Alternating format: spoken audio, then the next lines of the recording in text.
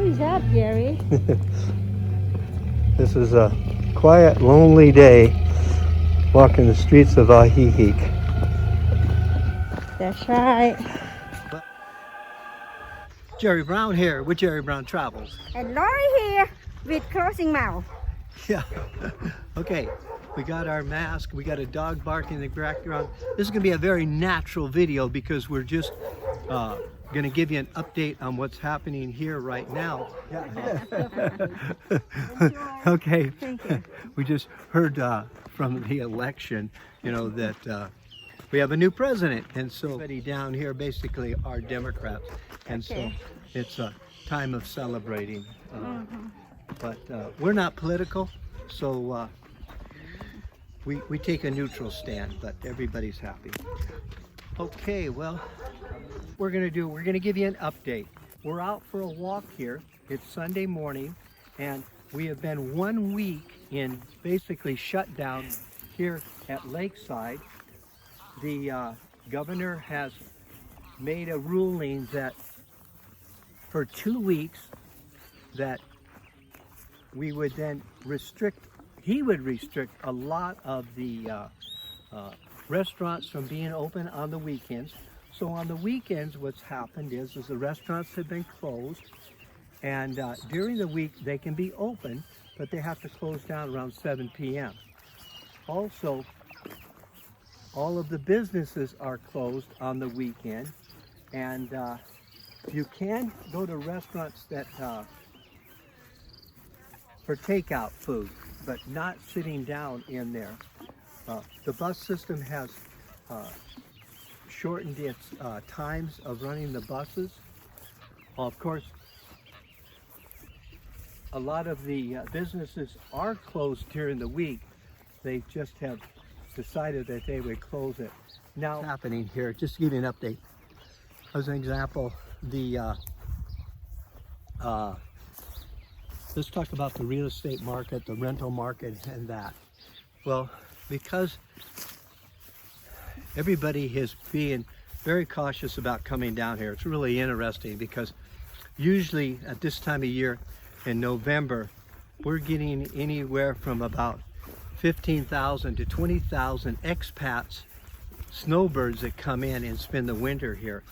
And we're not seeing those numbers at all. I'm not sure exactly what numbers they are, but just looking around and just seeing that there aren't very many people here. A lot of people are smart. We think you're smart by not traveling, you know, especially on a plane and that, because you don't want to catch the virus. Ourselves, we're not planning on doing any traveling, huh, Lori? No, yeah.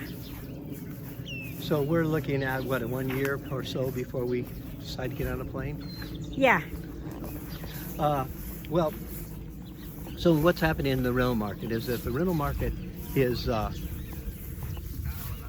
it's very soft. In other words, what I'm trying to say is that there's a lot of rentals here. Some of the homeowners have panicked a bit, and they want to rent their place out, and there's just not anybody here, so they are lowering their rent. So that is something that is going on here. The other thing with sales of houses, there's a hunger for real estate listings. Now, what I talked to a real estate agent the other day, and he was saying that the area of homes that are still selling are about under $300,000, and so that's sort of what's going on in the housing market there. He said the large or the high-end houses are not selling at all.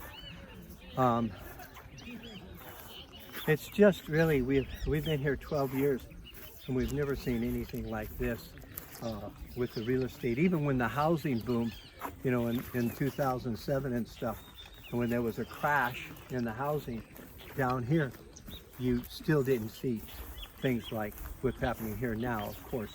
But it's interesting because it's not like, you know, let's say like house prices. House prices is that somebody thinks, oh, I'll come down here. Somebody's asking $300,000 for a house. and I'll offer them 150, and they'll be desperate. They'll have to sell it. Well, you're not going to find that to be the case because there's so. In other words, the person down here that buys a house, it's a second home, and they're cashed out.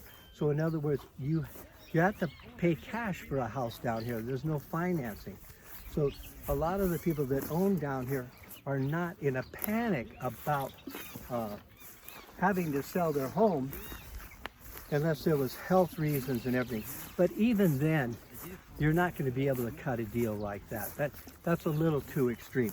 You may be able to knock 10 to 20% off of the asking price, but don't expect to really. Those deals are rare. With the rentals in that regard, they're probably down, let's say like a $1,500 a month unit. You probably can get it for around $1,250 a month. As you get lower on the scale, let's say something was renting out for $500, and let's say in a condominium complex, they're not going to be able to go much lower because they have to pay for their association fees, and so it's not worth it to them.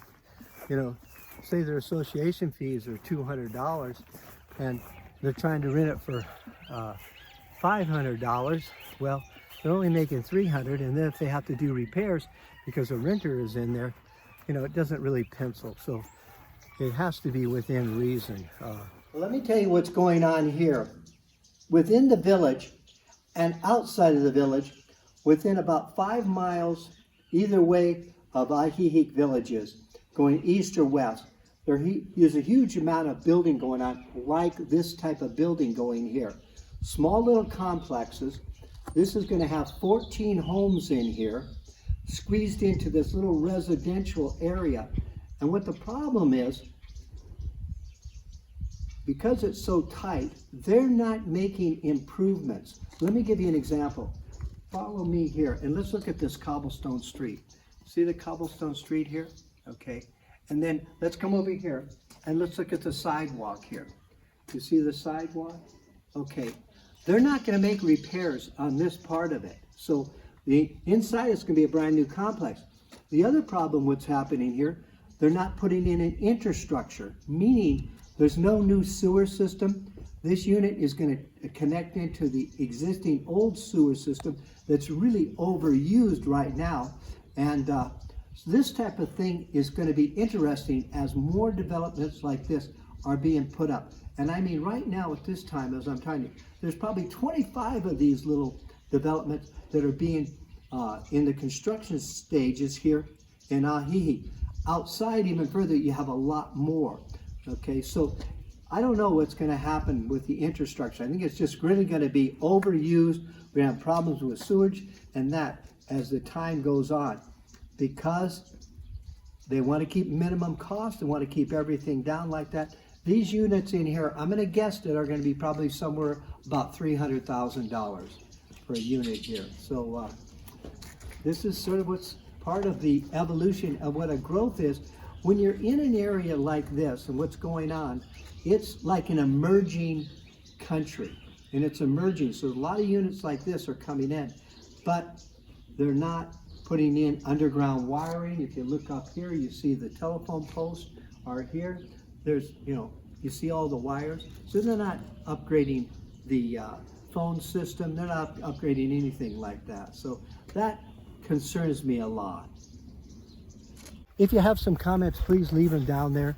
If there's anything that you would like videos made that would help you determine at this time what would work for you, let us know and write in the comments down there, what you would like videos to see from us, and that way we can produce things that is pertinent for you.